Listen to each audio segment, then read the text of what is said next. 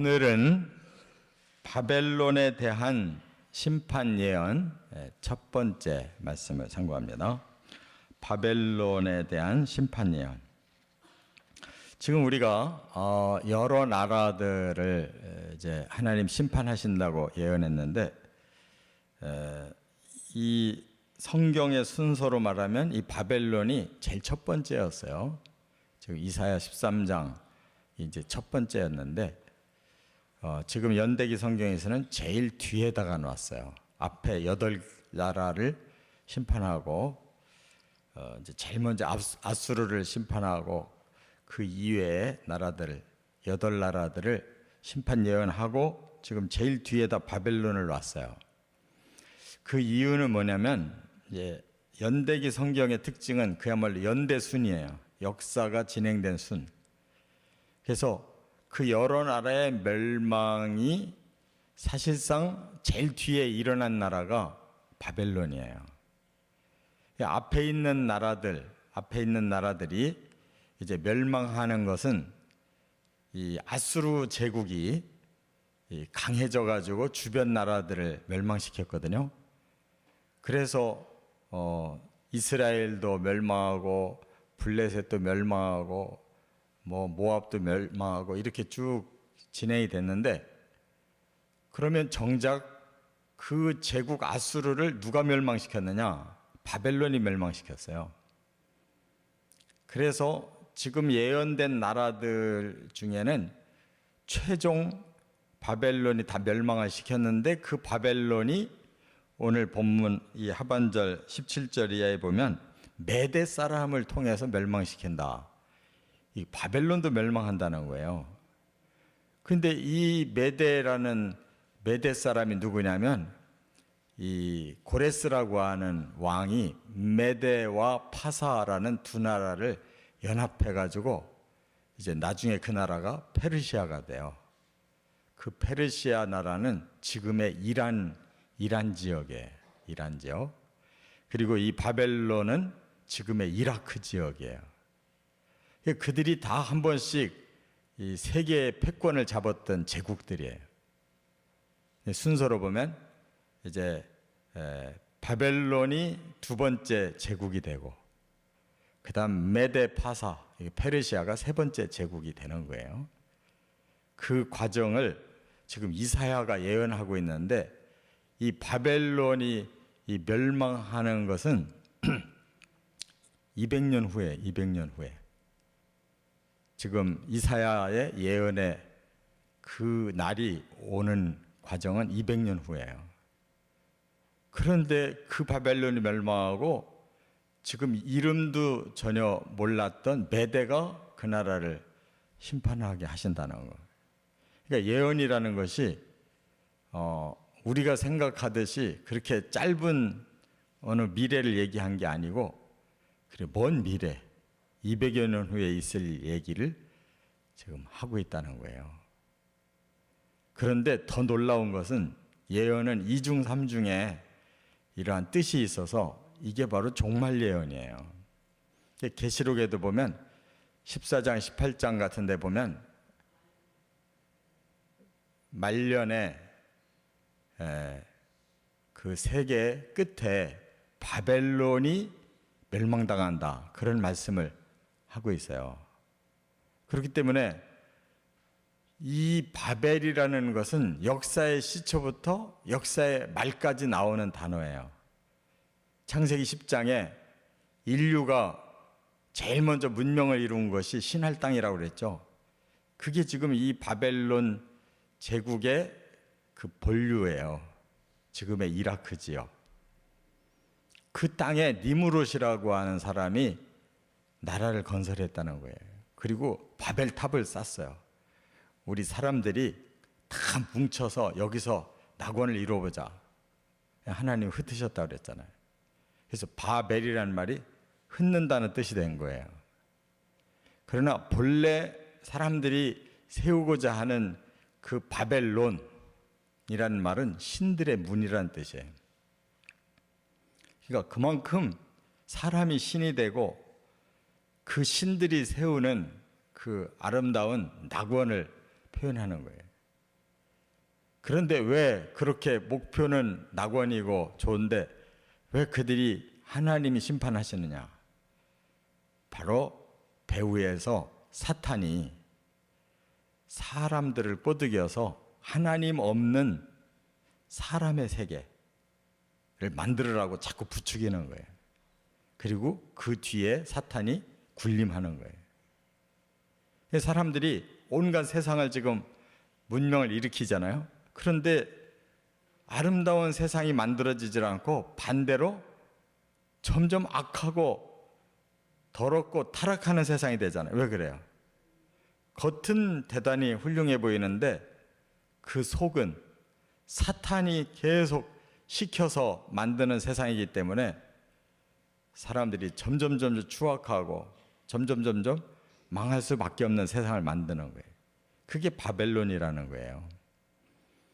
그래서 창세기에서 시작된 인류 문명이 계시록에 가보면 결국 인류 문명의 심판대가 바로 바벨론이란 말이에요. 그래서 바벨론이 무너졌도다. 이 세상 문명이 끝장난다는 거예요. 사탄에 의해 속아가지고 가짜 잘못된 세계를 만들어 놔서 심판한다.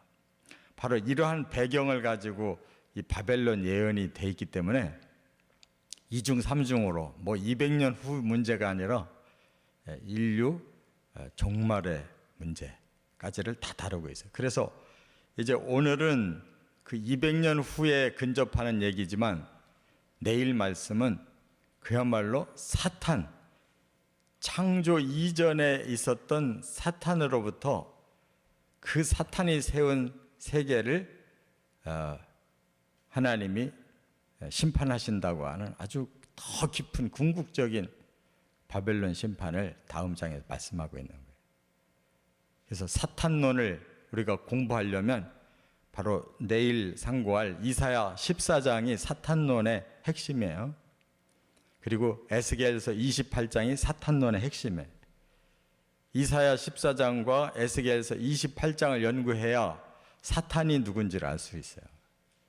이 바벨론 세계를 뒤에서 세우는 자가 바로 사탄이라는 거예요. 그가 어떤 자인가 정체를 밝히고 있어요. 오늘은 이제 바벨론 제국의 그 심판만을 오늘 말씀하고 있어요. 그래서 세 가지로 말씀이 정리됩니다. 첫째, 1절부터 8절에 보면 심판의 날을 말씀하고 심판의 날. 심판의 디데이가 있다는 거예요. 여기 보니까 6절에 그래서요. 여호와의 날이라고 그랬어요. 여호와의 날. 그렇죠? 여호와의 날이라고 하는 것은 성경 전체에 심판날을 지칭하는 단어예요. 그래서 이 심판이 바벨론에게 임한다.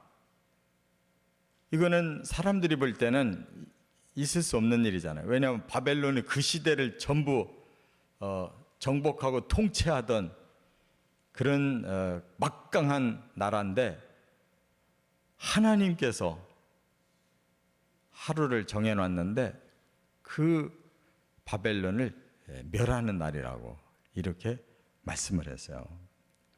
그래서 온 세상 사람들이 다 그 바벨론에 집중되어 있는데 그날이 되면 그들이 혼비백산해서 도망갈 거라는 거예요. 여러분, 지금도 사람들이 어디에 많이 살고 있어요? 이 대도시에 많이 살고 있잖아요. 왜냐하면 그곳이 모든 문명을 다 이뤄놓은 곳이기 때문에 거기 살아야 편하고 돈도 잘 벌고 거기 살아야 모든 걸 누린다고 생각하니까 사람들이 도시로 몰려들잖아요. 그 시대에도 바로 바벨론이 가장 존귀한 자들이었고 그곳에 모든 민족들이 다 와서 거래를 하고 섞여 살던 곳이란 말이에요. 그런데 그 열국 민족이 이렇게 모여든 그곳에 이제 여호와께서 심판하신다. 이렇게 말씀하고 있어요. 그러니까 이 세상이 사람들이 만들어 놓은 세상인데 사람들은 우리가 뭐든지 하면 다 된다고 생각하거든요. 근데 바로 성경은 그게 아니다.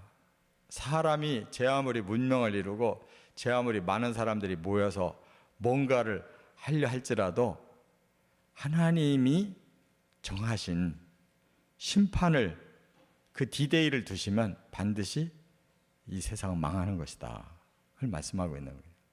그 역사를 보면 알잖아요. 한 나라가 계속 지금까지 세계를 지배한 시대는 한 번도 없어요. 길어봐야 몇백 년밖에 못 가요. 그렇게 길게 통치했던 로마라고 하는 제국도 몇백 년밖에 못 갔어요. 그리고 계속 다른 민족들이 이렇게 강대국으로 바꿔져 왔어요.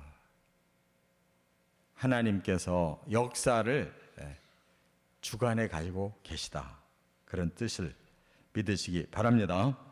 그래서 해산이 임박한 여자같이 고통이 올 거다 그래서요.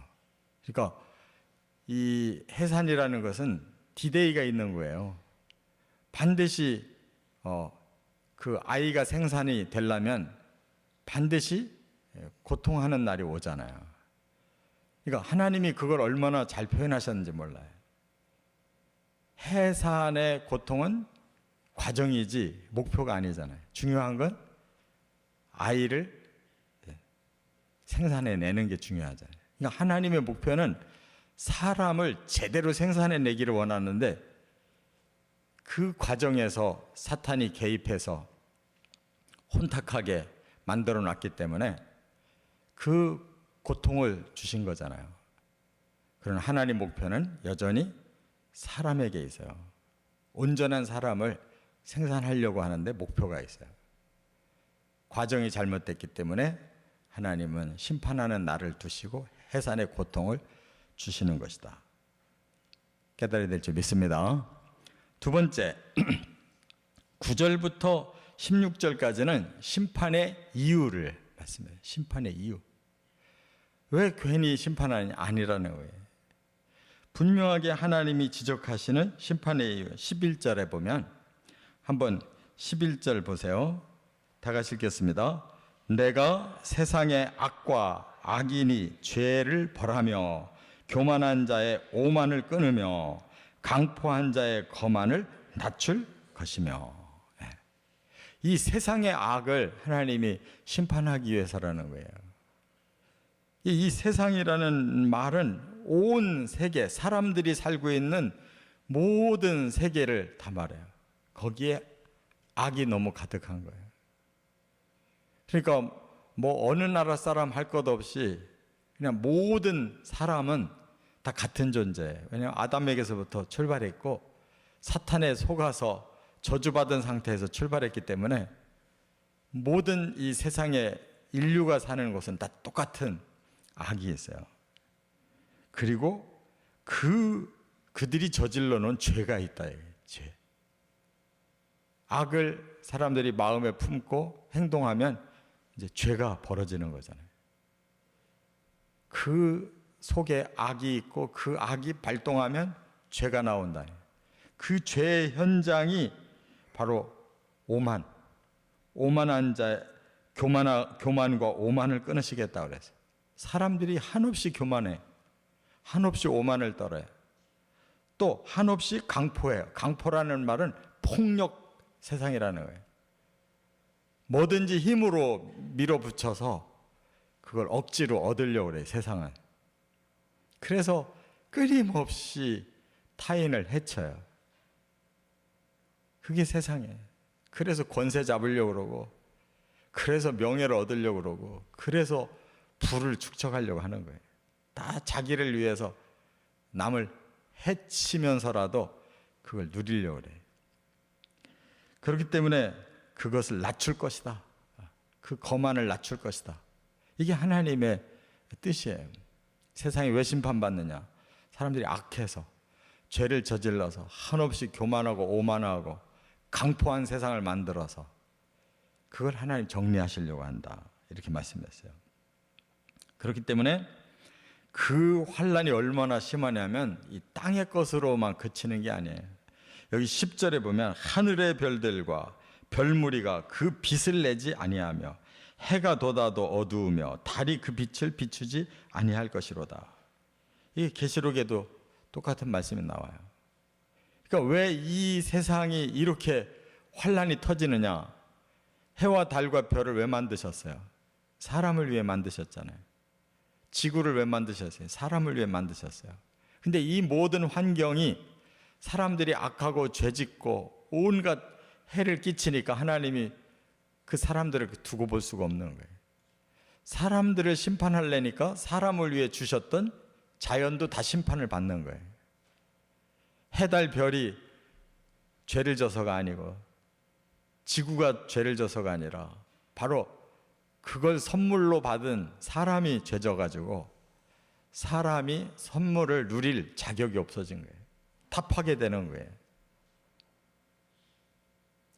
사람이 악한 거예요. 물질이 악한 게 아니라. 그래서 이 악한 사람들이 선해지고 의로워지고 거룩해져서 그 물질을 사용한다면 얼마나 아름답겠어요. 근데 이 사람이 사탄의 마음이 들어와 가지고 악해지니까 물질을 선용하는 게 아니라 다 악용해서 엉망을 만들어 놓는 거예요. 사람의 손이 갔다 그러면 다 파괴되는 거예요. 왜냐하면 이기적으로 사용하니까.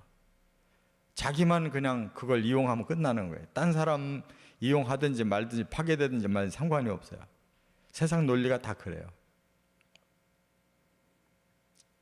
그래서 무기를 만들어 전쟁을 하고 온갖 꾀를 내서 상대방을 쓰러뜨리고 모든 자연을 이기적으로 이용하고 하니까 이렇게 세계가 다 멸망당하게 된다 그 말이에요.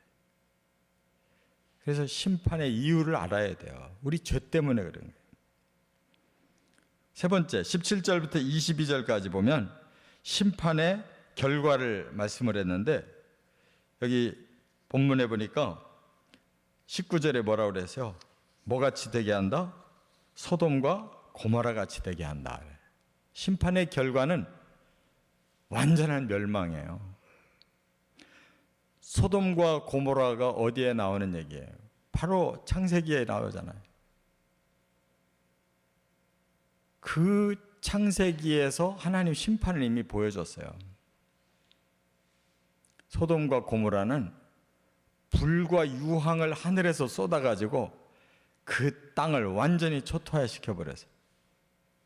지금 사해 그 남단에 있는 지역을 의미하는데 도저히 사람이 살 수 없는 그런 땅이 돼가지고 거기에 물이 고였는데 그 물의 염도가 너무 강해가지고 생물이 없어요.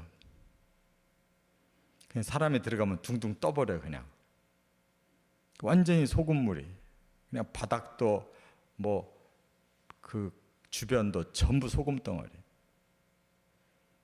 그러니까 그 정도가 된다고 하면 하나님은 인류뿐만 아니라 이 세상을 다 멸해버린다는 뜻이죠. 왜 그렇게 하느냐? 그 죄를 없애서 새로운 세계를 만드시려고 그렇게 하시는 거예요. 그래서 해산의 수고라는 말씀을 하는 거예요.